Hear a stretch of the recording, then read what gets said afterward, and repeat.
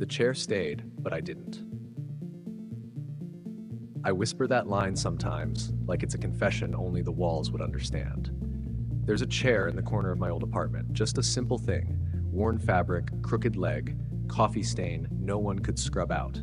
I used to sit there every evening like clockwork, same hour, same silence. But over time, I stopped showing up fully. My body made it there. My voice didn't. I remember one night, the light from the window stretched across it, soft and golden, like it was reaching for something, but I had already started pulling away, quietly, invisibly, emotionally. I think I began leaving before anyone noticed I was trying to. You can leave a room without making a sound, but it echoes anyway, unknown. And yet, the chair, it kept holding the shape of someone, still trying. It didn't know how to let go. Maybe I didn't either. Some exits don't slam doors, they just stop asking to be seen. And maybe the story I'm about to tell is really yours too. Some mornings I'd make the coffee without tasting it, scroll without reading, smile without meaning, arrive without being there. Those were the days I sat in that chair, but never really arrived. Monday, the ritual that forgot me. The mug always sat on the left side of the armrest. That was the rule. Mornings were for order. I needed it, like a railing on a slippery staircase. But there was a week I kept forgetting sugar, then creamer, then, eventually, the coffee.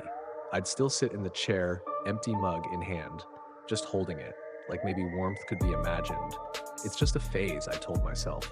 I'm just tired. But that wasn't what really hurt. What really hurt was realizing I didn't even miss myself. Sometimes we vanish from our own days before anyone else can. Ocean Vuong. The cup remembered me more than I remembered the taste.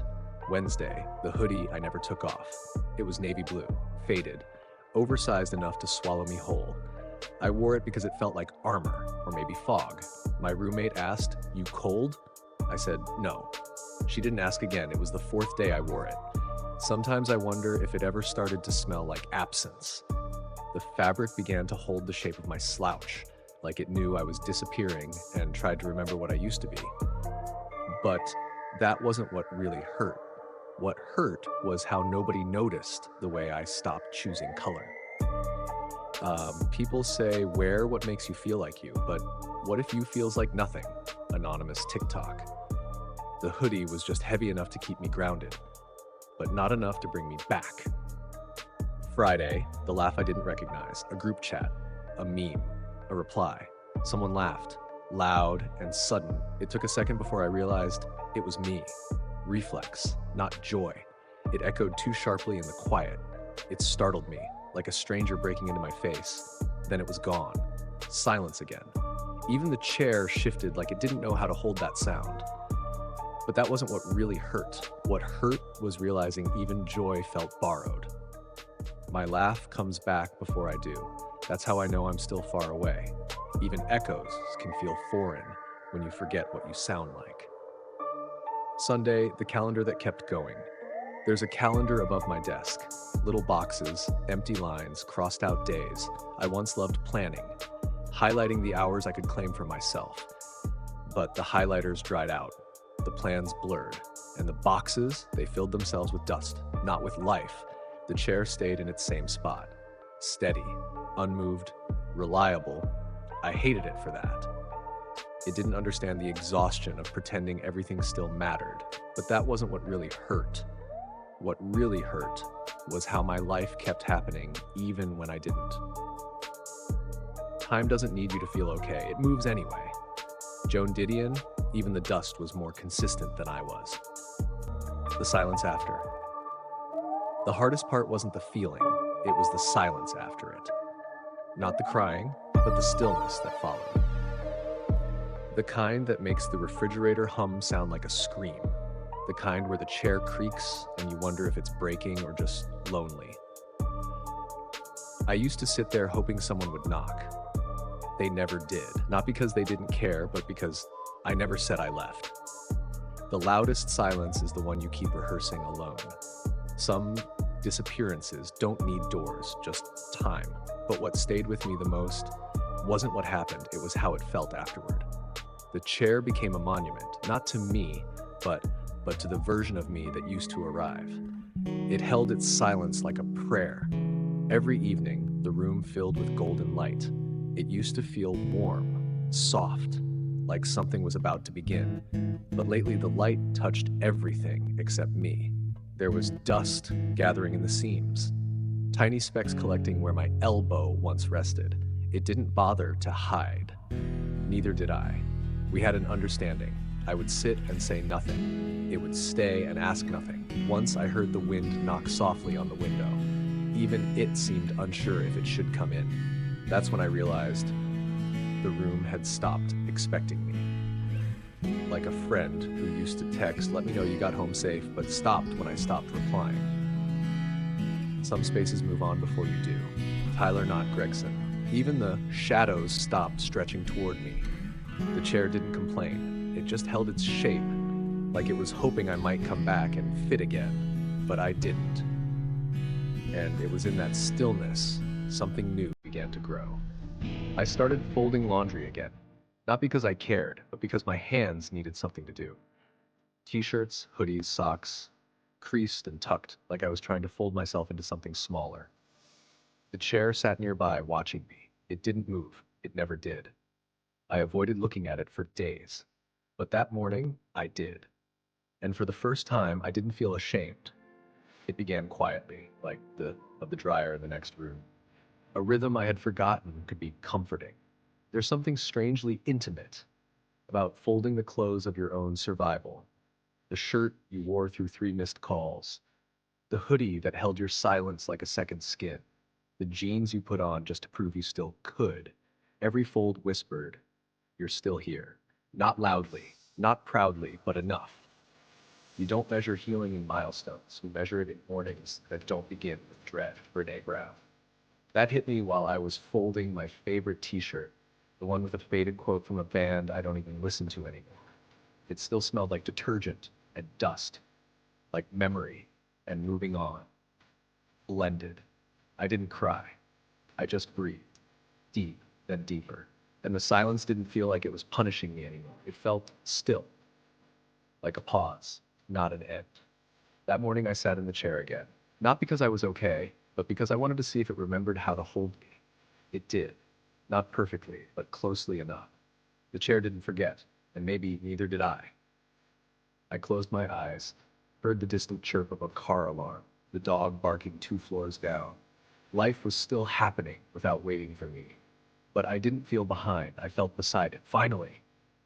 Healing is when the chair doesn't scare you anymore. It just becomes a place to sit.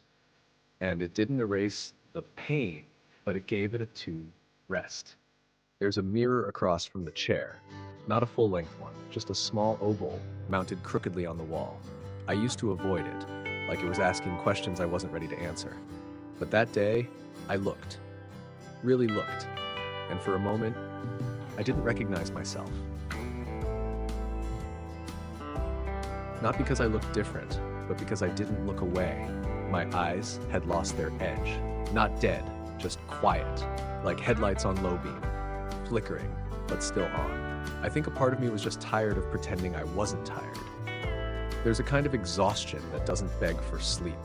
It begs for permission to stop, to not have to shine so hard just to prove you're still in the room. And maybe I had been dimming all this time, not because I was weak, but because the world had been too loud, too demanding, too much. The chair didn't ask me to be bright. It just offered space. No instructions, no performance, just space. To be seen without spotlight is a kind of freedom too. Ruby Kaur. I sat there, hands on my knees, breath slow, no soundtrack, no epiphany, just presence. And I thought about all the versions of me that tried so hard, the achiever, the entertainer, the one who always said, "I'm fine." How I buried her under to-do lists and affirmations. How I forgot that dimming isn't the same as dying. That mirror didn't lie, but it didn't accuse me either. It just reflected whatever I was willing to meet. So I met myself, not fully, not fearlessly, but honestly. For the first time in a while, and I wonder if you've ever felt the same way too. I walked into the room the same way I always did. Same door, same creaky floorboard 2 steps in, same late afternoon light spilling over the edge of the rug, but it felt different. The chair was still there, crooked, still holding the indentation of me, still creaking in protest when I leaned back, but I wasn't afraid of what it held anymore. I didn't need it to carry my weight. I just wanted it to hold space beside me. That was the difference. The wound is the place where the light enters you. Rumi. I used to sit here to disappear. Now I sit here to return, not to who I was, but to the quiet part of me I left behind. I ran my fingers along the armrest, a groove from too many restless nights, a chipped corner from when I spilled a glass of ginger tea, small remnants of staying, of surviving. The chair hadn't changed, but I had. My breath, once tight and shallow, now moved slower. Not forced, just allowed. Maybe peace doesn't come when things go away. Maybe it comes when you stop running from them. I closed my eyes. The wind tapped the window again, like an old friend saying, I'm still here. And I believed it. The hoodie still hung on the doorknob, still navy, still oversized, but it didn't feel like armor anymore. Just fabric, just memory. Some things only stop haunting you when you let them be ordinary again. The same chair, the same light, but now a softer breath, a quieter self, and I didn't need a new beginning. Maybe I just needed to stay and see myself differently. The chair is still there. I pass by it now, sometimes with coffee, sometimes with music playing low in my headphones. I don't sit in it much anymore, not because I avoid it, but because I no longer need it to hold me. The room no longer feels like a waiting room for grief. It just feels like a room.